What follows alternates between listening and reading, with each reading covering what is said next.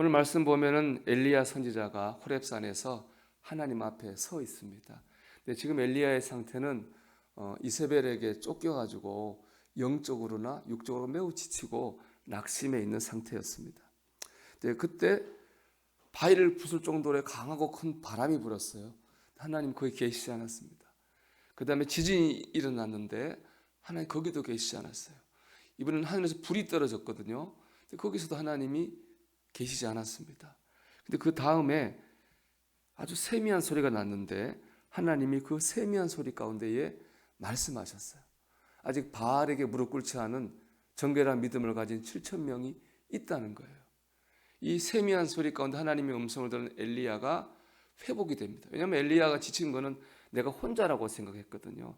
이렇게 하나님 믿고 고난받는 건 나 혼자야. 늘 혼자 하라고 생각하면 힘들잖아요. 근데 이미 엘리야 같은 사람이 많다는 거예요. 그 말을 듣고 엘리야가 지친 영과 욕이 회복되는 체험을 합니다. 오늘 본문에 계시는 하나님은요, 세미한 소리 가운데에 말씀하시는 분입니다. 이 세미한 소리가 있기 전에 있었던 거 있었죠. 크고 강한 바람, 지진, 불. 이건 그 당시에 성경 보면 그 당시 하나님이 임재할 때 나타났던 현상이에요. 이런 현상이 나타나면 하나님 오셨구나, 계시는구나 그렇게 생각을 했거든요. 근데 오늘 말씀 보면 그런 상식을 넘어가지고 그런 큰 어떤 일이 아니라 아주 자꾸 세미한 소리 가운데 하나님 임재하셨고 말씀하셨다는 거죠.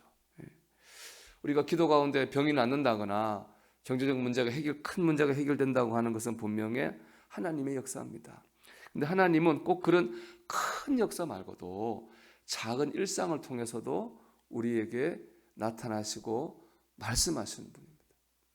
어떤 목사님 사모님이 관악산을 갔대요. 관악산을 갔는데 꼭대기까지 잘 갔는데 내려올 때 좀 더 운동하고 새로운 길로 가보고 싶어서 남들이 안 다니는 한 번도 가본 적이 없는 길로 가셨대요. 근데 조금 있다 후회를 했대요. 길이 너무 힘들고 험하고 멀은 거예요. 내려오는데도 뭐 봉우리를 몇 개를 넘어야 올 정도로 힘든 길이었다고 해요. 너무 힘들어서 서로 말도 안 하고 막 걷고 있는데 갑자기 그 사모님이 이렇게 얘기했다고 그래요. 하나님 우리를 이렇게 보시지 않겠는가.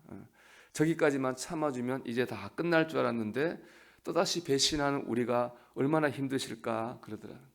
산길이 그렇잖아요. 저쪽이 뭐 다 왔나 싶어서 가면 또 봉우리가 나타나는 거예요. 다 왔나 싶으면 또 길이 있는 거예요. 그걸 보면서 야 우리가 그렇다는 거죠.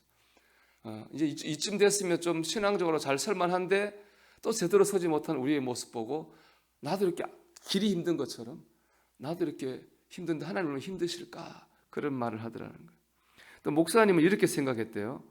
우리가 이렇게 힘든 길을 가는 거는 길이 이런 줄 몰랐기 때문이다. 알면 이 길로 오지 않았을 것이다. 하지만 주님은 다 아시고도 고난의 길을 가셨다. 만약 나라면 알고서는 도저히 그 이 고난길로 갈 수가 없었을 거야. 그랬어요. 그렇죠. 이 산길로 온 게 지금 알면 안 왔을 거 아니에요. 이렇게 힘든 줄 알면 모르고 온 거잖아요. 근데 주님을 생각해 본 거예요. 주님은 십자가 고난 받으면 힘들 걸 다 아셨잖아요. 알면서도 그 길로 가신 거잖아요. 그걸 생각했다는 거예요.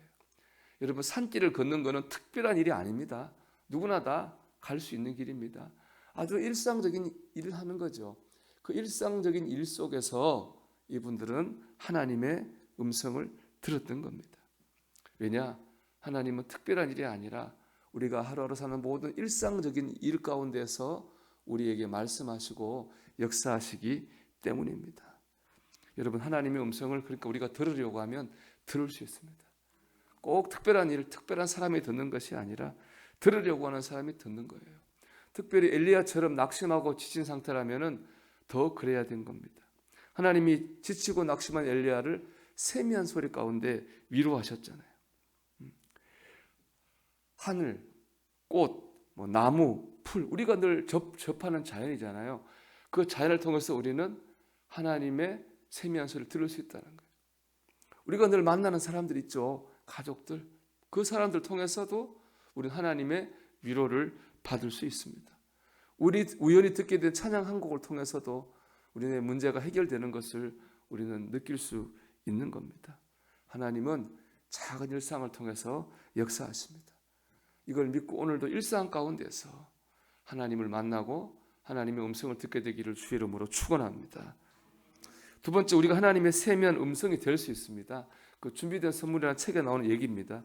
남편이 떠나 차별하고 혼자 두 아들을 키우는 집사님이 있었습니다. 가난해서 컨테이너를 개조한 집에 살고 있는데 사는 게 너무 힘들어요. 죽고 싶어서 수면제를 사다 모았어요. 먹고 죽으려고 하는데 교회 권사님께 전화 왔어요. 특별한 거 아닙니다. 집사님, 밥은 잘 먹고 다녀? 그 말이 다예요. 밥 잘 챙겨 먹고 건강해야지. 그리고 끊었어요.